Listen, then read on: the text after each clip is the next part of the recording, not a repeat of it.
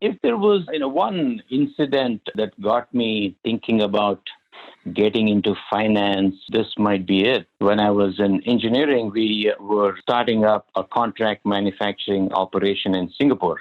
The finance manager on the team was a little behind and asked me for some help with formatting and building some logic into a large Excel model he had for costing and pricing. So I looked at it and took care of what was necessary and spent some extra time studying what the model was trying to accomplish.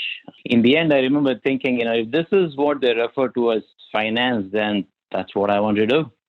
The idea of working with a large set of numbers and the modeling was very appealing to me. I enjoy treasury for all the reasons I already mentioned, right? The numbers side of it, the analytics that goes into it, the financial market. I just like to, keep up with that kind of stuff. If I didn't have to work for money, I think I will still be engaged in some of the things I do as a part of my job today. So treasury, I think, is the right area for me, or other areas that have the same ingredients, right? M&A could be one of those. Certain areas, maybe proper FP&A role might offer the same things. In terms of future for treasury, I think treasury has come a long way. Still remember there was a time, I think, when was it, 2003 or 4, there were a lot more spreadsheets in treasury. There are compared to what I see today. Treasury was more into reporting,